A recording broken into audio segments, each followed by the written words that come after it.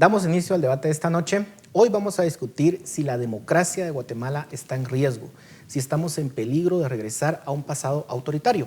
Y contamos con dos destacados analistas. En primer lugar, el licenciado Alfred Kleinschmidt, periodista y columnista de Prensa Libre, y el doctor Manuel Villacorta, sociólogo y también columnista de Prensa Libre. Muchas gracias por estar en esta noche en este debate. Y quisiera empezar, licenciado Kleinschmidt, con una pregunta muy puntual.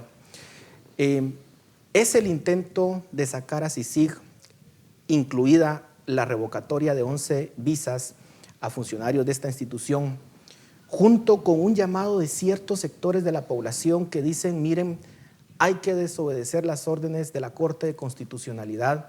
¿Significa estos hechos un peligro para la democracia de Guatemala o no? Significa un peligro para la democracia en Guatemala que tengamos a una institución que tiene 12 años de estar acá, una cabeza de playa institucional fuertísima, y que en términos de logros concretos tengamos a expresidentes, a vicepresidentes, a ministros, etcétera, etcétera, metidos en la cárcel, pero no se ataque el problema de fondo. Y el problema de fondo es la falta de soluciones a los problemas sistémicos estructurales que generan la corrupción. Entonces hemos dado dándole vueltas a perseguir a funcionarios sin quitar el incentivo perverso, la discrecionalidad de los funcionarios públicos y ante todo esa, le dicen en Estados Unidos, the cookie jar, ¿verdad? Es el arca completamente abierta para que pequen cualquiera de los que están en el gobierno y se puedan recetar salarios, puedan hacer lo que hace el banco, lo que dice el Banco Mundial en el sentido de que se pierde el 30% del presupuesto general de la nación y se pierde porque hay ineptitud, despilfarro, corrupción, etcétera, etcétera. ¿Por qué no? Licenciado, ¿Por qué no pararlos? Pero claro, uno puede estar en desacuerdo no con esta institución y vamos a analizar el saldo que pueda tener, pero cuando se dice abiertamente de que se tiene que desobedecer la Corte de Constitucionalidad, incluso algunos hablan diciendo, miren, quitemos la Corte de Constitucionalidad. Pero mire, aquí hay unos eminentes constitucionalistas, uno de los amigos de Dionisio, ¿verdad? Que han dicho abiertamente han dicho, se extralimitó. Extralimitarse es muy distinto a decir yo no obedezco a la Corte de Constitucionalidad. Bueno, pero lo que pasa quitémosla. es que, entonces convirtamos a Guatemala en un sistema de lawfare, ¿verdad? Un sistema de jueces, ¿verdad? Porque la Corte se ha metido a hacer decisiones y a tomar decisiones que realmente atentan contra la democracia, atentan contra los mismos principios que supuestamente defiende la Corte de Constitucionalidad. Doctor. Paul, yo creo que el problema de Guatemala ha sido esa trágica partidocracia corrupta que hemos tenido de 1954 a la fecha. Ya son más de 60 años de gobiernos conservadores, irresponsables y corruptos. En el gobierno de la Revolución tampoco fue antes, es que haya tenido, pero fueron antes, pero digamos un nivel de sí, pero mira, los logros del 44 al 54, Guatemala empieza el siglo XX en el 44, con una universidad totalmente autónoma e independiente, el Instituto Guatemalteco de Seguridad Social, las escuelas tipo federación, la infraestructura, las reformas agrarias que se hicieron. Mira, ¿usted cree que no hubo corrupción en ese gobierno? Muy poca, casi nada. La corrupción, si tú quieres, la corrupción empieza en 1958, cuando el general Miguel Hidalgo Lafuente llega al poder. Ahí empieza la corrupción en este país, fuerte. Mira, la corrupción ha sido el carburante de todos los partidos políticos corruptos de este país. No funcionan sin corrupción. Es un casino. El sistema político guatemalteco es un gran casino. Los operadores son los partidos políticos, ¿ya? Y la corrupción es la apuesta, es el carburante, es la sangre de ese sistema. ¿Cómo te explicas tú? Porque hablemos con cifras, no con especulaciones. ¿Cómo te explicas tú que en 1986 para la fecha, cuando supuestamente tu tema es iniciábamos el proceso de la democracia, han surgido y desaparecido, Paul, 100 partidos políticos? Es inaudito. Ahí tú te das cuenta que el sistema de partidos políticos guatemalteco no es un sistema que represente a la sociedad ni los intereses sociales. Es un casino que está a la mejor disposición de los grandes poderes que han visto en ello la reproducción de un modelo como el actual, tanto político como económico como legal.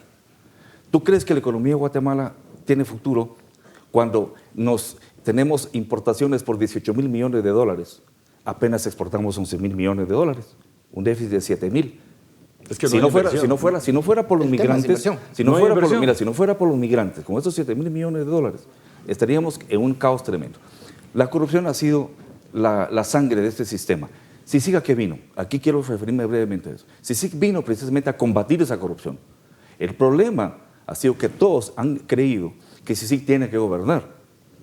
La poca fortaleza del sistema de justicia, hablo de la Corte de Constitucionalidad, del Tribunal Supremo Electoral, de la propia Corte Suprema de Justicia, la inestabilidad del sistema de justicia, eso no es culpa de CICIG.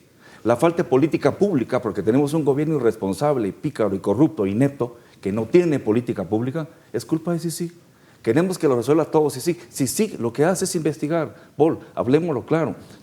Investigan un caso y le dicen al Ministerio Público, aquí están las pruebas.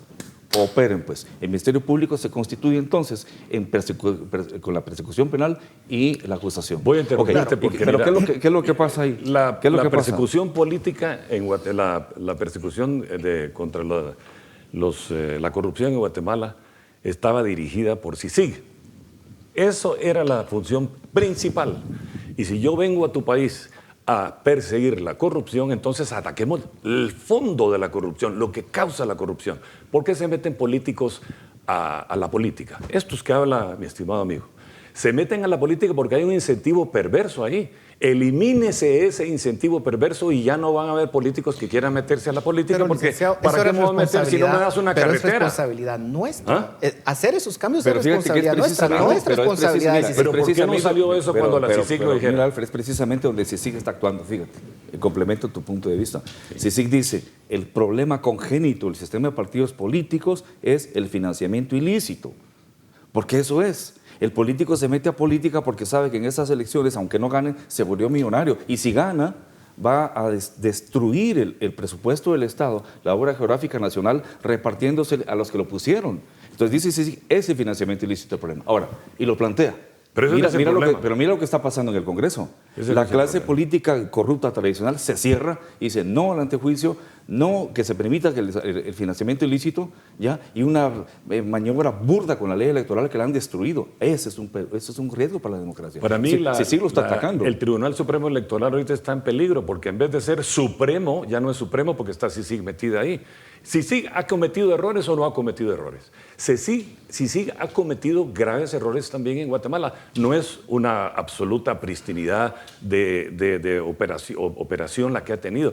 Ha tenido errores y esos errores causan que ahora tengamos una cabeza de playa en el Tribunal Supremo Electoral y que entonces con acusaciones espurias de que quizás aquel diputado, aquel partido, no sé qué, puedan eliminar a gente como lo han hecho, porque sí han cometido errores aportando pruebas falsas, suplantación de testigos, hay un montón de cosas que han hecho también que sabemos que son comprobadas. Varios de los que se les niegan las visas ahorita precisamente están involucrados en esos hechos y ahí están públicamente cuáles fueron las cosas que hicieron. Licenciado, pero tampoco se puede negar que hay un incentivo perverso detrás de la gente que está en el poder en estos momentos para evitar que los investiguen. Totalmente. Por supuesto que la CICIG ha cometido errores, pero gran parte de la estrategia es decir, miren, no me sigan investigando porque van a encontrar cosas que definitivamente me pueden llevar Métanos a la cárcel. al bote. Mira, Paul, Métanos fíjate al por bote. ejemplo el tema de CICIG, rápidamente. Difícilmente si sacan a CICIG. Mira esto de CICIG, mira esto de CICIG. Yo sé que Alfred adversa a la CICIG, como él muchas personas. Probablemente no Alfred, pero sí hay gente perversa que inventó. Adverso a los 12 No, años de CICIG. que viene CICIG a violar la soberanía del país. Pero te lo dice una persona que estacionó en Mercedes-Benz, que toma Coca-Cola y que sueña con vivir en el South Beach de Miami. Eso te lo dicen. ¿Qué soberanía? Si la soberanía es un área gris en todo el mundo, Estados Unidos no puede vivir solo. Ya la autarquía no existe. Bueno, CICIG vino con factores ideológicos a favorecer a la izquierda. Pero desde que CICIG está para acá, han pasado 4 gobiernos súper conservadores de derecha corruptos. Porque no atacan el problema de por ejemplo, fondo. que CICIG además vino a este país a paralizar la economía. La economía está paralizada porque no hay obra pública en las carreteras. Ahora, No atacan el problema de fondo. El Tribunal Supremo Electoral. CICIG vino como producto de los SIACs, cuerpos clandestinos de seguridad y aparatos clandestinos de seguridad, ilegales y aparatos clandestinos de seguridad. Se determinó que estos aparatos clandestinos financian a los políticos. Entonces tú tienes que ir a donde se maneja la política y eso es el TSE. y sí puede tener el mandato capacidad para negociar. Y ahí tiene dos cosas, la unidad para el control de financiamiento ilícito y la unidad para el control de medios. Parte de la crítica que se le hace, por supuesto, doctor, que el tribunal, mira, ¿cómo termino? Sí, tiene todas las atribuciones. Es más, es importantísimo que esté en el Tribunal Supremo Electoral, porque de nada servirá hacer una ley en contra del financiamiento ilícito, pero que el Tribunal Supremo Electoral permita este tipo de... Van a quitar a todos los diputados y no van a dejar a los candidatos, van a dejar a uno más que el que quieren. Hay una crítica válida que es decir, mire, sí hay financiamiento electoral ilícito, pero por ejemplo, todo lo que se ha financiado de parte del narcotráfico, ¿en dónde está en la investigación? Pero voy a decir, eso creo que es muy importante. Se está investigando, muy importante. Hay investigaciones. Claro. Voy a decir una cosa, el narcotráfico es importantísimo que se combata, eso es absoluto. Pero la ley de compras y contrataciones, es que siempre decimos financiamiento ilícito electoral, financiamiento ilícito electoral. ¿Por qué? Porque como tienen poder discrecional y tienen abiertas las arcas, yo te doy a vos una carretera, dame 2 millones y vos sos mi diputado. Y vas a votar según yo quiero. Pero si se eliminan esos incentivos y se ponen verificadoras internacionales para las mayores compras de ese presupuesto general de la nación, se elimina el incentivo perverso.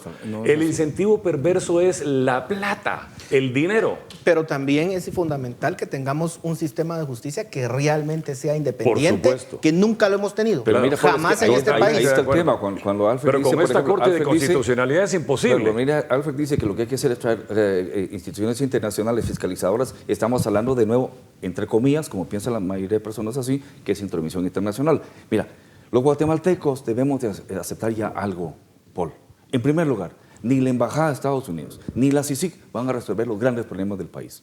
Los guatemaltecos tenemos que tomar el propio destino de nuestro país a partir de nuestra propia participación política, organizativa, fiscalizando a las autoridades. Ahora, por supuesto que tú puedes tener un mejor control en el financiamiento electoral para ilícito y precisamente a partir de ahí vas a ver los grandes cambios. Quiero tocar otros dos temas. Uno, y creo que es importante, el papel del ejército. Cuando uno ve a un presidente que sale con el ejército detrás, cuando uno ve que sacan al ejército a las calles, que un ejército en cualquier sociedad es necesario. No hay que decir que estamos en contra del ejército. La pregunta ¿es eso una señal de que se está queriendo intimidar a la población con el ejército y darle un papel que no debería jugar en un país democrático? Te voy a responder porque mira, uno de los problemas de ingobernabilidad de Guatemala es que el poder coercitivo de la ley no se aplica.